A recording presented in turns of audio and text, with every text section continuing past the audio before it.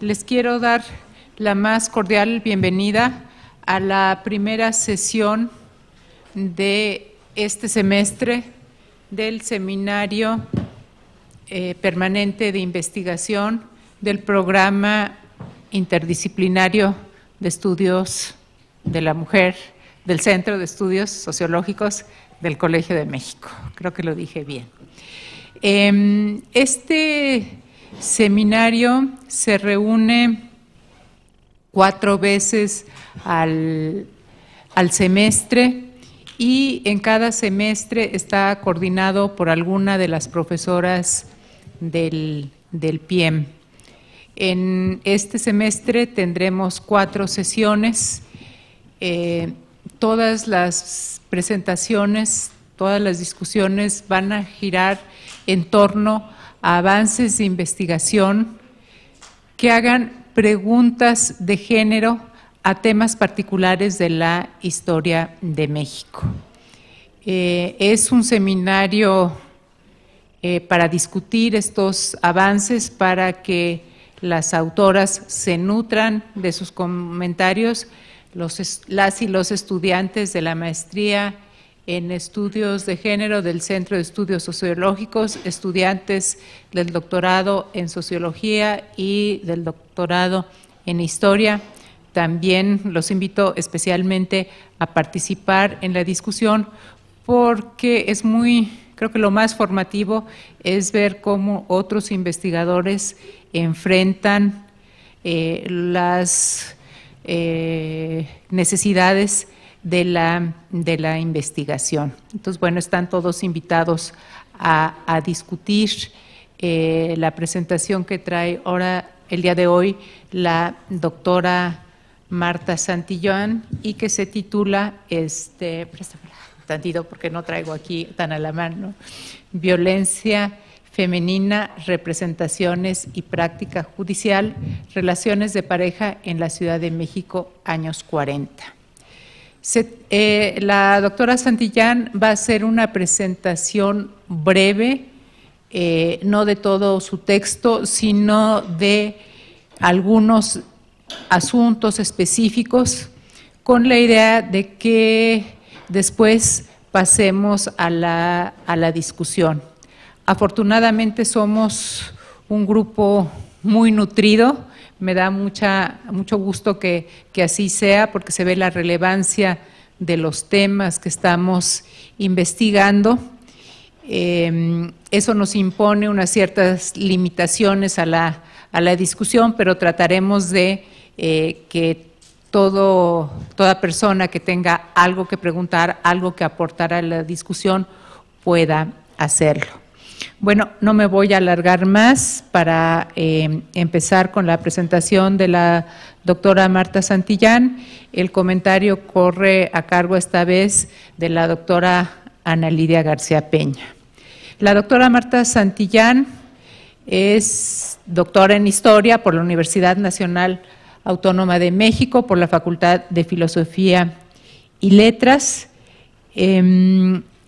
Es autora de numerosos artículos que no voy a enumerar aquí, pero pues es una autora conocida y muy citada sobre temas de historia de la criminalidad, particularmente de la criminalidad de las mujeres. No quiero alargarme más, sino le damos la palabra a la doctora Santillán y a quienes van llegando. Aquí hay lugares adelante, por si quieren acercarse, por favor. Gracias. Perdón. Bueno, pues muchas gracias a todos ustedes por estar aquí y en principio también agradezco la invitación que me hizo la doctora Gabriela Cano para participar en este seminario.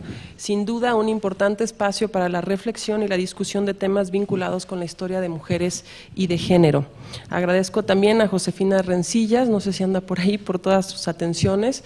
Y finalmente a todos ustedes, de quienes espero comentarios importantes, que seguramente así será, para poder nutrir mejor mi trabajo. Haré una presentación breve Como ya comentó la doctora Cano, pues el texto ya fue leído por ustedes, o por varios de ustedes al menos, y me interesa más escuchar sus reflexiones y, por supuesto, los valiosos comentarios que me hará la doctora Ana Lidia García Peña.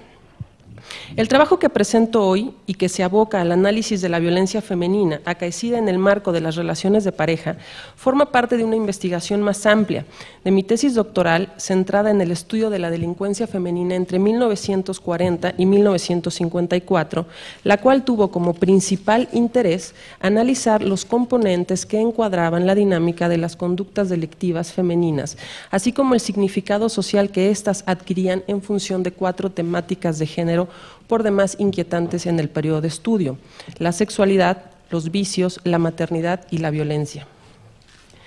En dicha investigación, y que precede al texto que hoy comentamos, logré demostrar que las violencias femeninas, verbales, físicas o mortales, acontecían fundamentalmente en el ámbito doméstico o en el marco de las redes sociales donde se desenvolvían las mismas mujeres. Esto es, en el hogar, en las vecindades, en los mercados o en las oficinas. Cabe mencionar que el homicidio era un delito escasamente cometido por el sexo femenino, no así las agresiones físicas, las injurias y otras violencias verbales como la calumnia o la difamación. De hecho, las lesiones era un crimen altamente cometido por las mujeres hasta la década de los 40. En el decenio de 1927 a 1937, casi el 82% de las sentencias judiciales al año contra capitalinas se dictaron por lesiones. Entre 1937 y 1947, el porcentaje bajó notablemente al 37%, y para 1948 y 1955 el promedio anual fue de el 30% sentenciadas por lesiones.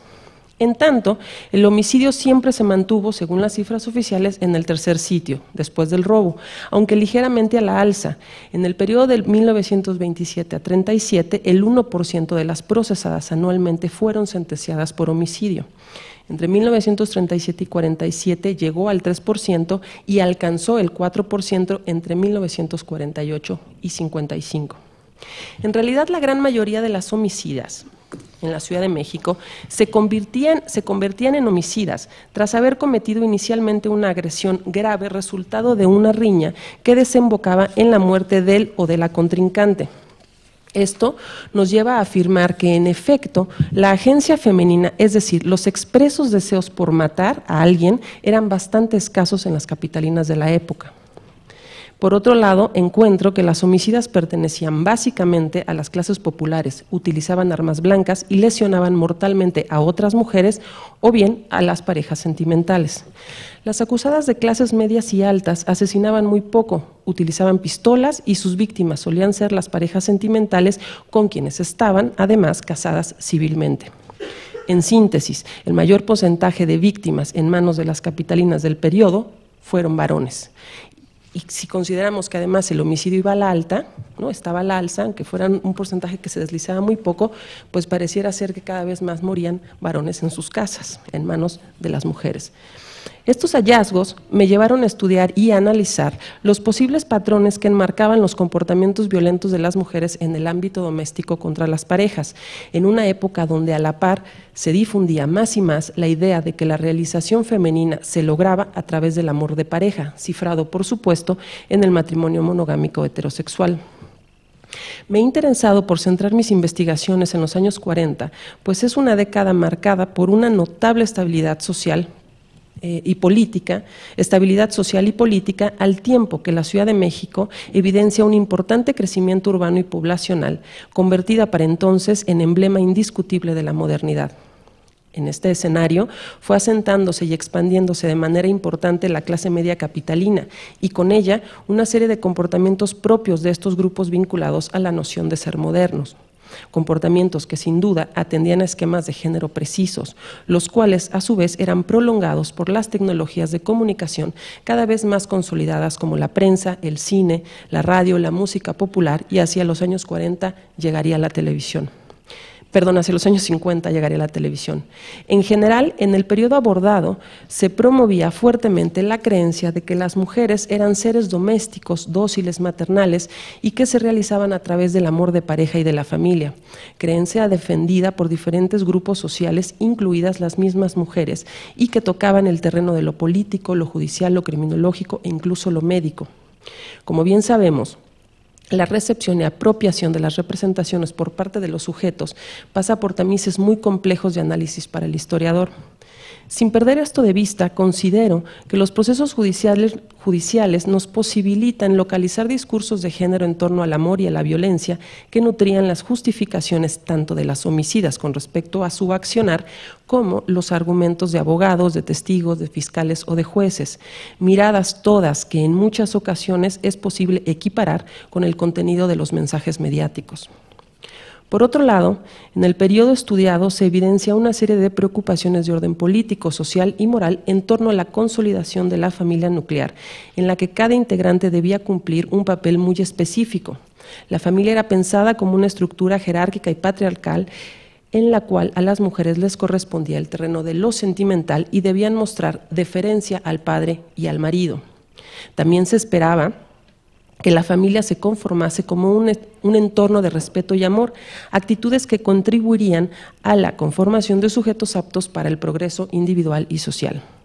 A la vez, la violencia física comenzaba a ser denostada por criminólogos, médicos y grupos sociales, sobre todo si se ejercía sin justificación y resultaba altamente lacerante. En otras palabras, existía cierto tipo de violencia tolerada y muchas veces hasta promovida, sobre todo cuando se ejercía como correctivo, las cuales podían desplegarse sin mayor reparo de los padres contra los hijos e incluso de las mujeres en el ámbito familiar.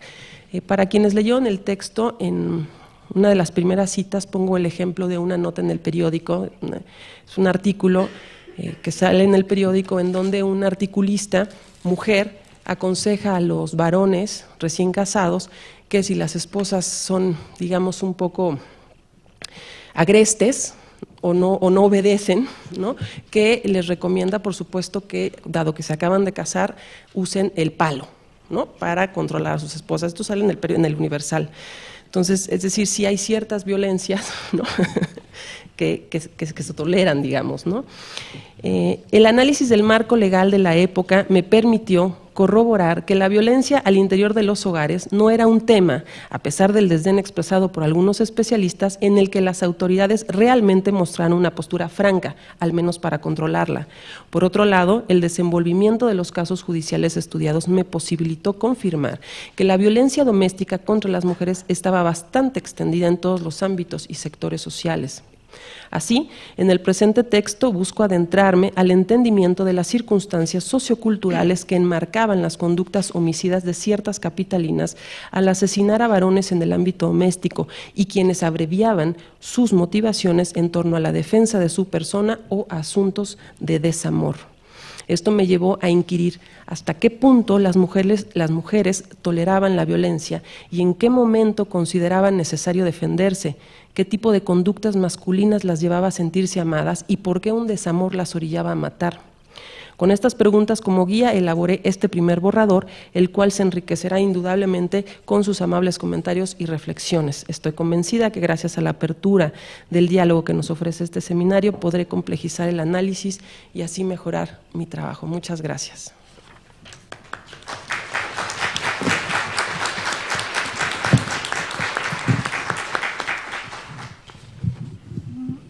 Muchas gracias, Marta.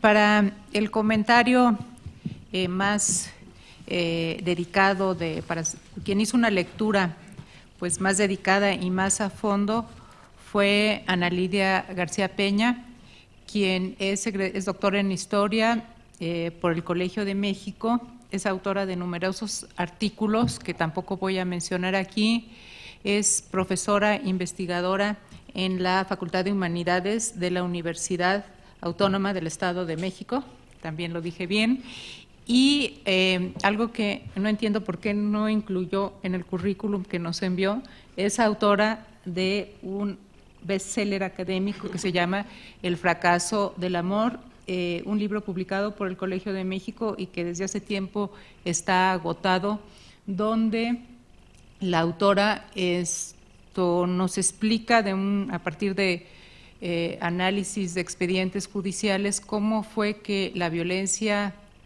doméstica hacia las mujeres se hizo un asunto privado a partir de las ideologías liberales. Creo que ese sería el contenido de tu libro en una nuez. Está en la biblioteca para la consulta. Pues adelante, Ana Lidia.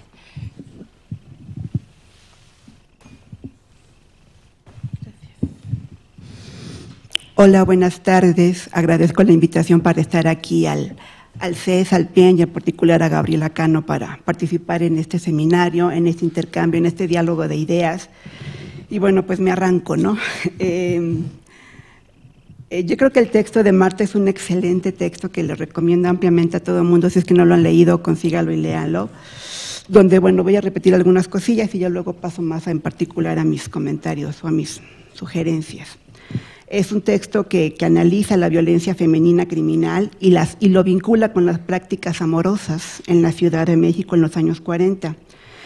Como bien lo señala Marta, la vida familiar estaba marcada por la violencia, ¿no? Su práctica era tolerada, como también tú lo acabas de exponer, tanto por autoridades como por los involucrados en los procesos.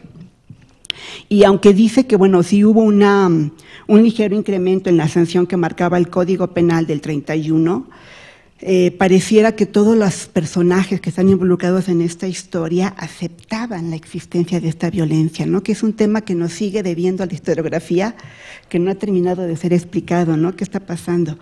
Y entonces, bueno, algo que me pareció muy sugerente en la propuesta de Marta es que, aunque las mujeres eran las principales víctimas por los estereotipos culturales de docilidad femenina que se establecían en la época, y que las obligaba de alguna manera a contener su propia agresividad, la autora analiza cómo las mujeres rompen esos estereotipos en casos extremos, tal vez no en los casos de la vida cotidiana, pero sí en casos extremos, rompen ese comportamiento con homicidios y con actos criminales, que obviamente sus principales víctimas van a ser los varones, producto esto de conflictos domésticos y sentimentales.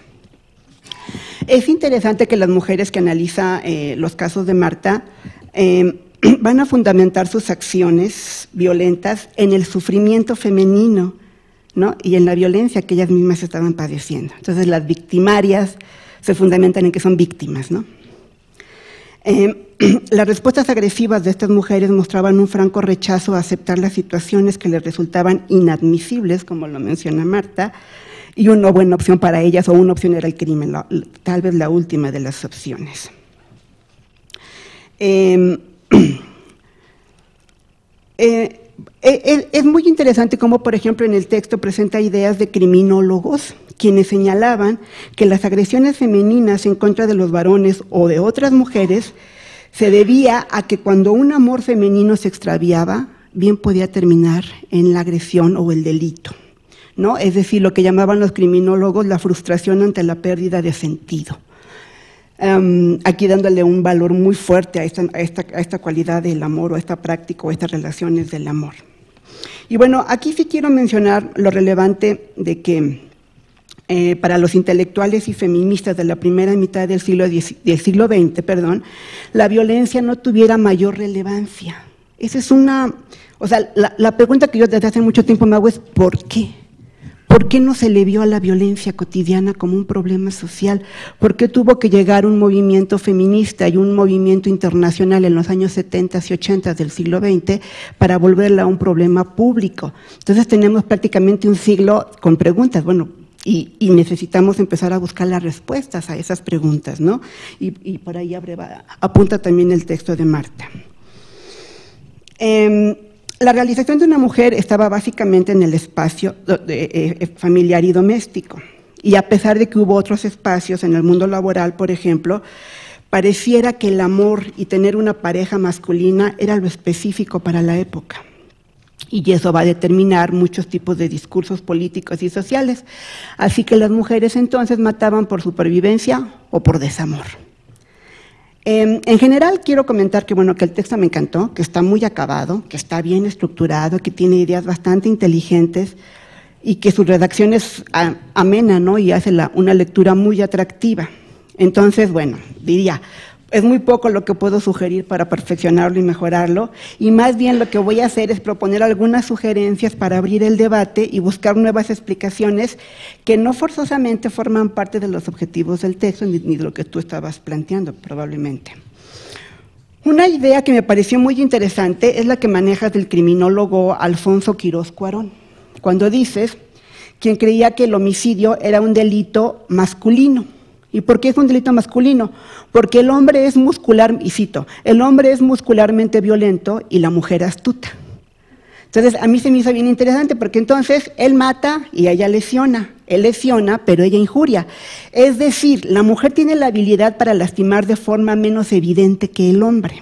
Entonces, la mujer es más inteligente que el hombre. Estas ideas de Alfonso Quirós van en contra de la tradición cultural que ve al hombre como cultura y a la mujer como naturaleza, ¿sí? Por lo que el hombre es razonable y la mujer es impulsiva. Y aquí exactamente va en sentido contrario a esa tradición cultural occidental. A mí me encantaría que se trabajaran más estas ideas y que tanto desde los estudios del homicidio, al ser los hombres los principales homicidas, podemos encontrar distintas formas de hacer historia del género, ya no desde simples bipolaridades, sino desde múltiples contradicciones, ¿no? Que es lo que nos deja ver esta propuesta. Ok, existen varios ejes sobre los que quisiera centrar mis comentarios estructurales. El primer eje es, yo creo que tu texto abre un debate muy interesante sobre dos modelos familiares. El primer modelo es el modelo burgués porfirista, jerárquico, patriarcal y con una moral católica. El segundo modelo es el que se implanta como un ideal posrevolucionario, que ve a la familia como una institución nuclear, urbana y con fines reproductivos y con funciones políticas precisas. Me encantó la idea, pero luego como que me quedé con ganas de ver más diferencias entre ambos modelos, ¿no? A veces siento como que dichos modelos se diluyen un poco y se hablan más bien de continuidades en la familia, ¿no? Y entonces, en el ideal burgués de la familia y de que las mujeres deben de conducirse con recato y propiedad, pareciera que los posrevolucionarios siguen manteniendo ese modelo porfirista, ¿no? Entonces, bueno, a mí en lo particular me gustaría profundizar más en las características específicas del modelo familiar que se estudia y cuáles son sus especificidades. En algún lugar del texto mencionas que la vida familiar condiciona la vida nacional. Y yo más bien quisiera hacer aquí un juego de palabras y lo invierto. ¿Qué pasa si la vida nacional condiciona la vida familiar? ¿No? Es decir, la sociedad se impone a los individuos. Y entonces, bueno, empecé a pensar me preguntaría yo cómo el nacionalismo cultural posrevolucionario contribuyó a construir el modelo de familia posrevolucionario que tú estudias. Es una época en la que se va a resaltar mucho lo popular. Y lo popular influye también en la construcción del estereotipo de la mujer criminal. Me pregunto qué es lo específico de la época, cómo afectó o transformó el nacionalismo cultural y la mayor difusión de la prensa, la radio y el cine, este modelo familiar. Esta es una época en la que la nación adquiere una gran relevancia por los sentimientos afectuosos del individuo que se van a construir en torno al patriotismo. Así que una característica del momento es que la nación logra una preeminencia en la construcción de las subjetividades y los afectos familiares, ¿no? Y ahí cómo estaría presente. El nacionalismo cultural de la posrevolución, a diferencia del nacionalismo del siglo XIX, que fue un nacionalismo mucho más político, también construye ideales a través de un proceso de interiorización y de reflexión de lo mexicano en esta construcción de estereotipos. Entonces, la violencia del pueblo, cuya huella dejó claramente marcada la Revolución Mexicana, se refleja tal vez en la construcción del tipo cultural de la mujer criminal. Pero además, al nacionalismo cultural habría que sumar el impacto de los medios masivos de comunicación, que en la época se van a difundir ampliamente, como bien lo señalas tú. La canción popular, la radionovela, el cine, la prensa, las hojas volantes, incluso las imágenes de posada reinventadas por los intelectuales de la época, ¿qué tanto influyeron en el comportamiento de las mujeres? Claro, aquí es de nuevo mi deseo, ¿no? Aquí tendríamos que entrar en los estudios de recepción. El análisis de audiencias, qué tan activas fueron las mujeres criminales en la decodificación y usos sociales de los mensajes, que según Michel de Certeau, el receptor siempre crea sus propios significados. Entonces, cómo estas mujeres se apropiaban lo que veían y escuchaban. ¿Qué tanto influyó la autoridad paterna o marital o masculina en la dinámica familiar? Por ejemplo, tú señalas que la cantante Virginia López, ¿no?, con sus famosísimas canciones que supongo que la mayoría conocerá, se convirtió en portavoz de los sentimientos femeninos, ¿no? Ahí lo tienes en alguna nota, pero a mí me queda la interrogante de cómo se dio ese proceso de recepción, de integración y de apropiación.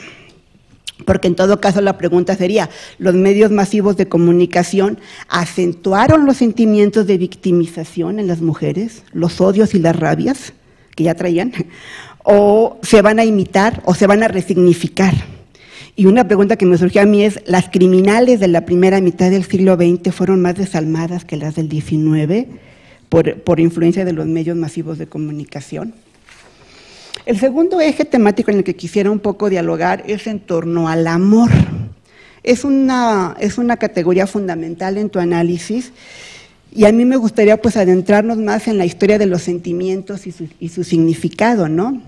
Al parecer, el amor era el sentimiento que provocaba ciegas pasiones, pero mi pregunta es, ¿qué era el amor para cada grupo social y qué prácticas le daban sentido al amor? Entonces haría falta construcciones culturales que lo explicaran.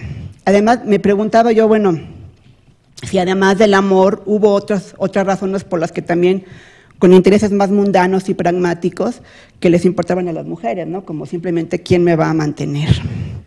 Y en esta lógica, mi pregunta sería, bueno, ¿quiénes son más interesadas? ¿Las de la clase baja, quienes buscaban algún ingreso por mínimo que sea, o la de las clases medias y altas, en las que el hombre es proveedor fundamental de un estatus, ¿no? Entonces ahí está como esta construcción de, bueno, el amor en los distintos grupos sociales.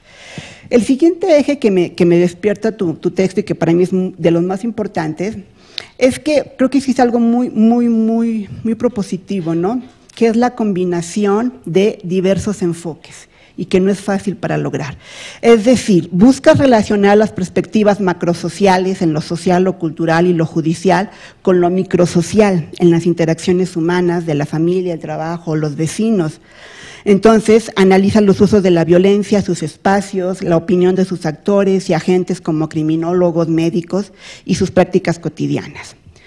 Entonces, en esta lógica, la forma en la cual Marta presenta el texto es que primero explica la violencia a nivel criminalístico y médico, luego el periodístico, a continuación el análisis de los intelectuales, las feministas y jueces de la época, para concluir en la práctica cotidiana con el decir de las mujeres en los procesos judiciales. Lograr esta combinación no es nada fácil y es algo importante en tu texto y te felicito por ello. Considero que los estudios históricos deben volver al uso de la combinación de diversas perspectivas, pues es la mejor manera de entender la totalidad del proceso social. Pero bueno, continúa en el debate. Entonces, a mí me gustaría reflexionar un poco sobre los puntos de unión en los distintos enfoques que propones. Es decir, hablas de los discursos de criminalistas o intelectuales y luego cómo va el punto de unión con la nota roja periodística. Y luego, ¿cómo va el punto de unión con las mujeres procesadas? Mi pregunta es, ¿cómo articulamos todo esto? ¿Cuál es su peso cultural? ¿Cómo determina uno al otro o viceversa? O como dice Marta, ¿cuáles son las razones de fondo que dieron significado a la violencia femenina? Y claro, y algo que también a mí me gustaría incluir era qué hay de las contradicciones que todo individuo lleva insertas, ¿no? Ahí más en lo subjetivo y en la construcción de identidades. Me gustó mucho las ideas de la feminista Felicitas Klimpel, quien dice que a toda forma de violencia femenina contra la pareja, el adulterio o incluso el suicidio, por el desamor, se le debe entender como el resultado de factores sociales, pero también particulares. Esta feminista, que es de la época, dice que las causas tienen que ver con la psicología femenina y desequilibrios glandulares. A lo mejor no centrándonos en los desequilibrios glandulares, creo que sí son fundamentales las historias personales y la formación de identidades y de subjetividades, ¿no? Para poder entender por qué una mujer violentada termina asesinando a su victimario y otra no, ¿no? O sea, es como, haría falta también entrar a las historias personales y biográficas. El siguiente eje de análisis en el que quisiera aterrizar un poquito es creo que por momentos el análisis es muy a favor de las mujeres, lo cual me parece certero, pero a veces como que se me diluyen un poco los hombres, ¿no? O sea, tú comentas que no ves a las mujeres como transgresoras o víctimas, sino que buscas analizar los hechos o razones de fondo que dieron significado a la violencia femenina. Pero bueno, yo creo que los hechos históricos los selecciona el historiador y no son equiparables a las razones, pues estas se pueden encontrar distintas y contradictorias en todos los personajes involucrados. Y entonces pareciera que las razones fundamentales por las que las mujeres cometían crímenes era el desamor.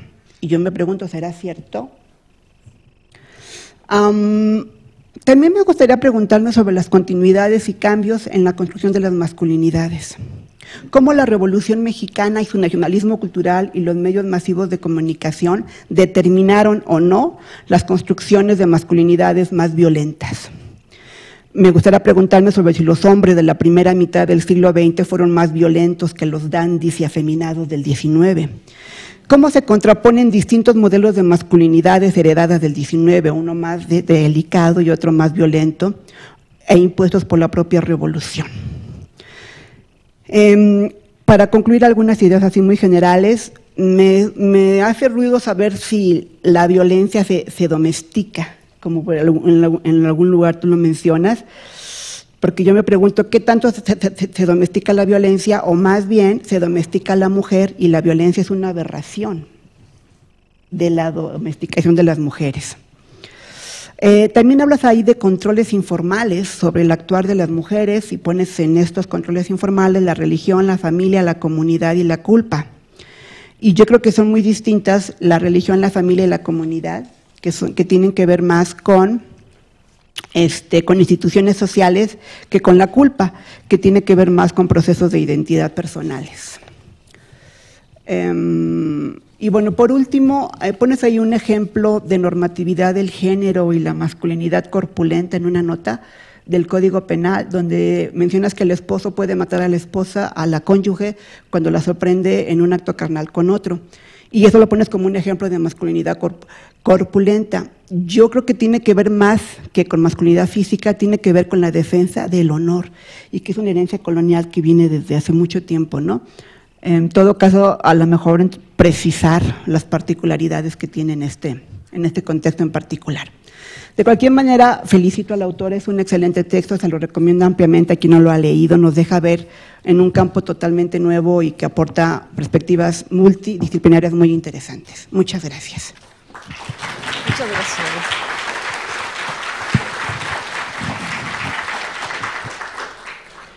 Muchas gracias, Ana Lidia. Un comentario pues muy pertinente, muy amplio, con muchas sugerencias y con muchos niveles, muy cuidadoso.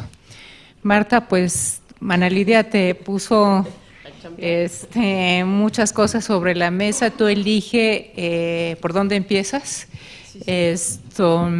Y después ampliaremos el diálogo. Okay. Bueno, pues antes que nada, muchas gracias. De verdad, Ana Lidia, esperaba justamente esto, ¿no? Que me dieras todas estas luces, estas miradas sobre el texto que sin duda, conforme las vaya trabajando, me van a ayudar a enriquecerlo.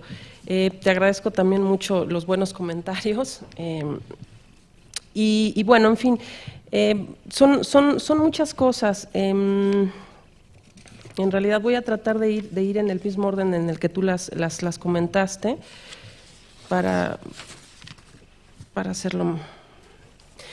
más ordenado. El asunto de los modelos familiares, ciertamente hay un modelo, bueno, yo planteo que sin adentrarme mucho al tema y al análisis del tema de la familia, según la historiografía, la familia porfiriana es de orden jerárquico, patriarcal, muy, digamos, estructurada, muy firme en ese sentido, y con la posrevolución yo pensaría que hay una continuidad. Lo que yo alcanzo a notar es que en el siglo XX va a haber elementos que suman a esa idea de familia. Y una cosa importante primero es el rol político de la maternidad, que no se alcanza a ver bien, creo yo, todavía en el XIX, es decir, ya la madre va a tener una visibilidad muy distinta a la que hay en el XIX y ya tiene fines muy claros para la familia y para la sociedad. Eso lo han analizado muy bien varias autoras. Por otro lado, la idea, aunque viene de mucho más atrás, la idea de introducir el amor al matrimonio, a la familia, creo que también es muy propia del periodo. No es que no se haya comentado antes, incluso creo que se comenta desde antes del porfiriato, pero sí creo, o lo que yo he alcanzado a ver en los discursos de intelectuales, de criminólogos y de especialistas, digamos, de la época, o los que están hablando en la época, es que sí creen realmente que el amor o las relaciones, digamos, cifradas en la sana convivencia, pueden mejorar el ámbito familiar y, por tanto, bien pueden mejorar otros entornos de la sociedad. Y entonces, en ese sentido, creo yo que es una continuidad, pero que se va como puliendo, ¿no? Pero sí alcanzo a ver yo dos cosas importantes, y es el rol político de la maternidad, o sea, la maternidad con fines políticos muy precisos, ¿no? En donde el Estado incluso a partir de ahí se arroga, digamos, ¿no? El derecho de decidir, ¿no? Cuál es el papel y de una mujer dentro de la familia, que es procrear, y procrear en determinado sentido, y además incluso poner su amor propio por debajo de los integrantes de la familia. Yo creo que eso sí es muy propio de la posrevolución. Y bueno, y lo que decía por el otro lado, ¿no? Este asunto del amor. Y ligo esto un poquito con lo de la domesticación de la violencia. Sí, es algo que yo le he dado muchas vueltas, ya lo he platicado con varias personas. Claro, es cierto, lo de la domesticación de la violencia desde Norbert Elias, ¿no? se está planteando desde mucho más atrás y en muchos ámbitos. Probablemente sí es algo que creo que tengo que pensar mejor, ¿no? No sé, no podría decir bien a bien si las asesinas, por decirlo así, del porfiriato y de este periodo son más o menos violentas. Finalmente una muerte es muy violenta, ¿no? Pero sí creo, o sí alcanzo a ver yo, cómo con esta idea de familia y con esta idea de amor y con una apropiación de estos discursos, de esta feminidad dócil y portadora, digamos, de toda esta estabilidad amorosa dentro de la familia, sí hay una idea, más bien es cierto, es lo que dices, ahora lo estoy pensando, de domesticación de la mujer, ¿no? Y por lo tanto domesticación de sus prácticas violentas y en este sentido, pero también habría una domesticación de la violencia, creo yo, ¿no?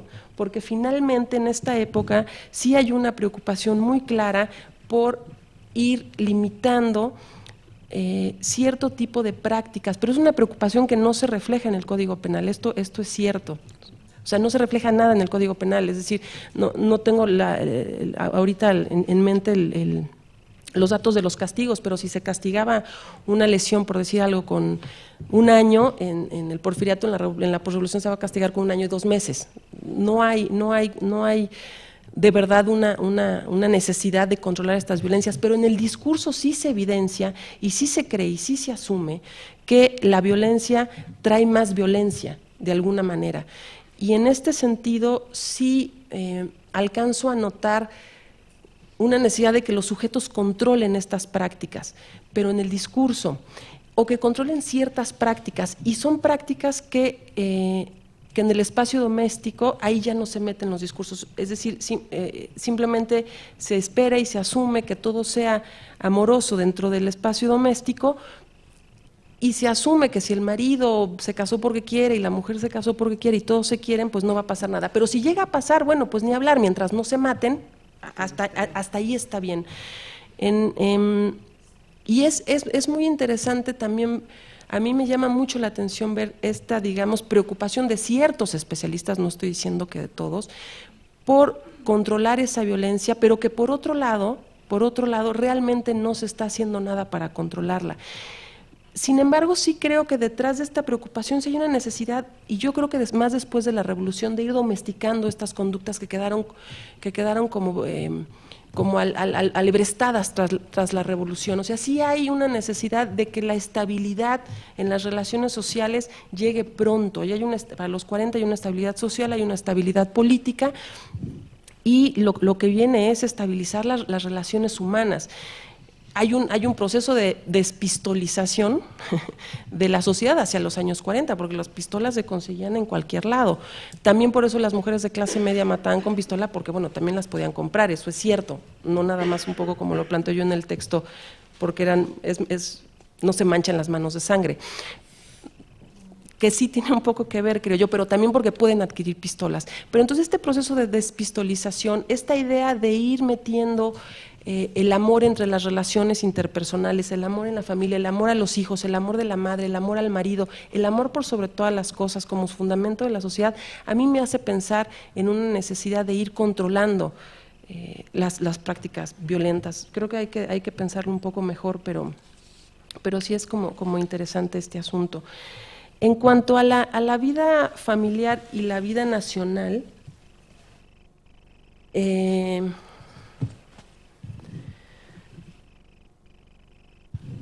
para los años 30, los medios de comunicación, no todos, porque van en partes, se van consolidando. Los años dorados de la nota roja están en los años 30, los años 50, la radionovela en los años 30, el cine en los años 40, aparecen los discos grabados hacia los años 30, es decir, sí hay una serie de mecanismos que permiten difundir una serie de estereotipos que van a estar muy vinculados, por supuesto, a esta idea de lo que es el sujeto o los estereotipos de la posrevolución.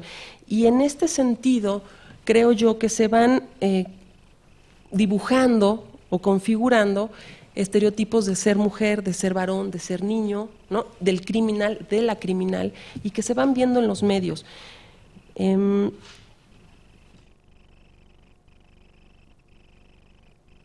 Es cierto que hablar de la recepción es bien complicado.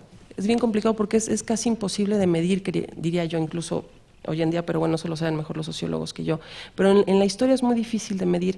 Pero como comenté en algún momento, los procesos judiciales, cuando la gente habla en los procesos judiciales, va comentando cosas que casualmente están, digamos, en un espacio sociosimbólico más amplio y que de pronto… Es muy curioso, pero de pronto yo me encontraba con procesos judiciales que parecía que los habían sacado de una película de Pedro Infante, tal cual. La viejita ciega en una mecedora mientras los esposos se golpeaban y se mataban. Y esas cosas, entonces uno dice, bueno, ¿qué fue primero, el proceso judicial o la película, o nosotros los pobres? No lo sé y no creo que haya sido nada primero, ¿no? Lo que sí creo es que hay una imbricación, digamos, de muchas voces que comparten un espacio sociocultural y que a su vez están construyendo, digamos, la vida nacional o los estereotipos de la vida nacional con ejes rectores, ¿no?, políticos como muy claros, y porque finalmente los medios de comunicación también van a ser controlados desde arriba, es decir, ¿no?, qué se puede decir y qué no se puede decir en los medios de comunicación. Y la vida familiar en esta época se vuelve muy importante y se evidencia también en los medios de comunicación. Y los roles de género que yo veo en todos estos, incluso en la nota roja, en todos estos medios, pero incluso la nota roja que trata específicamente casos criminales, son así, tal cual, o muy parecidos a lo que los intelectuales hablaban. Un padre al que se le debe respeto, una mujer amorosa, que ama a todos antes que a ella misma, y eso hace que esta familia esté amalgamada y fluya. O sea, el eje de esta célula social es esta mujer siempre y cuando sea amorosa, evidentemente. Y las mujeres criminales en la nota roja de todo orden, las que abortan, las que matan a sus hijos, las que matan a los esposos, las prostitutas, todas, el problema en la nota roja, que además se comparte con los criminólogos, es precisamente que se habían desviado de la ruta. El problema es que se habían desviado de la ruta de lo que su naturaleza les dictaba y les señalaba. No estoy diciendo que no se hubieran desviado o no de la ruta, digo, pero lo que sí es cierto es que de alguna forma estos discursos también se apropian de una serie de conductas, les dan lectura, ¿no? Las resignifican y luego los sujetos hacen lo mismo. Y encontrar estas resignificaciones para mí en los procesos judiciales o bien en los casos de nota roja fue un poco como el camino para tratar de encontrar estos puntos de encuentro entre todos estos enfoques que a su vez están conformando o construyendo la idea de una familia en un momento donde hay que reconfigurar o reestructurar, digamos, la vida nacional desde otra postura, desde lo popular, de lo que es lo mexicano, y entonces además la madre mexicana es así, ¿no? Y aparece Sara García y todos estos elementos, pero también es muy curioso cómo luego hay mujeres que cometen algún crimen y cuando las acusan con estos discursos casi naturalistas, es que es muy mala madre, esta mujer y robó, o sea, vamos a suponer que no mató a nadie, simplemente robó, pero es muy mala madre, y entonces empiezan a imputarle una serie, digamos, de espacios de transgresión a los estereotipos que van a sumar en su contra. No importa el delito que haya cometido, y esto me parece que es bien interesante. Luego entonces las mujeres que se defienden desde ahí, ¿no? Entonces al final, ¿cómo se va dando esta apropiación? Pues no lo sé, pero lo que sí es cierto es que hay un mercadeo simbólico, por llamarlo de alguna manera, ¿no? Que va construyendo estos espacios y que sin duda tendría que ir construyendo las identidades del ser mujer. Bueno, ya no sé si me salté como varias cosas. Lo último también para dejar que hablen mejor, este asunto de los controles informales, sí es cierto, la culpa no sé si entraría ahí o no, porque es un control más personal, pero lo que veo al final, porque es bien curioso eso que comentabas, Analida, es que ¿cómo es? Si las mujeres se desvían, según el discurso de los criminólogos de la época, muy fácilmente, desvían su amor y acaban, uno se imagina así como una loca, así con un cuchillo por las calles, y mataban muy poco. Luego entonces, ¿no? Y luego además todo el tiempo sufren infidelidades, todo el tiempo son víctimas. Entonces, mi apuesta y mi hipótesis es que los controles informales de conductas, o sea, léase la familia, la comunidad, la reputación, y bueno, incluye ahí la culpa, porque pues hay como que ahí me cupo, ¿no? Pero que finalmente la culpa se deriva de estos controles, evidentemente, pues terminan haciendo que las mujeres contengan muchas de sus conductas para poder adscribirse a un estereotipo específico y determinado. Es decir, yo no mato a mi hijo, en primer lugar podría ser, yo no mato a mi hijo porque me voy a la cárcel, pero también podría ser, yo no mato a mi hijo en primer lugar porque como madre no lo podría matar. No sé si me explico. La ley es el control formal y el control informal también lleva a contener las conductas de los sujetos, y a su vez este control informal pues va construyendo mi identidad. Yo me asumo como buena madre, por tanto no mato a mi hijo, o me asumo como buena madre y por tanto le doy buena leche, ¿no? Yo qué sé. No, es que eso dijo una mujer que se robó a un niño y dijo que era tan buena que le compraba leche cara. Pero bueno, lo metieron a la cárcel de todas formas. ¿No? ¿Qué tanto las criminales se apropiaban de los estereotipos? Híjole, no lo sé, pero es muy curioso cuando en los procesos judiciales describen cómo iban vestidas y demás. De verdad, muchas, sobre todo las de clase media baja, estaban vestidas como las del cine. Es bien interesante esto. No estoy diciendo que así sea, finalmente son los modelos de la época y se siguen, se emulan, ¿no? Y en ese sentido, yo creo al final, más bien, que hay una resignificación constante de prácticas, de conductas, de formas de ser mujer y por tanto incluso hasta de formas de matar. Yo sigo insistiendo en lo que dije hace rato, es muy curioso que el homicidio esté al alza, pero no hay que perder de vista que quienes más mueren son los varones de parejas sentimentales. Es decir, pareciera ser, ¿no?, si nos vamos un poco con las generalidades, que las mujeres cada vez menos, por decirlo de alguna manera, soportan cierto tipo de violencias y terminan agrediendo al varón que las mata. O cada vez se vuelven más enamoradizas, ¿no? No lo sé.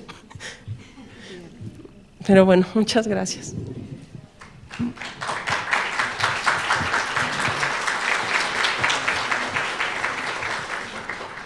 Bueno, muchas gracias por tu segunda intervención, que por eso justo pedimos que la primera intervención sea corta para que haya oportunidad de tener más intervenciones con la autora.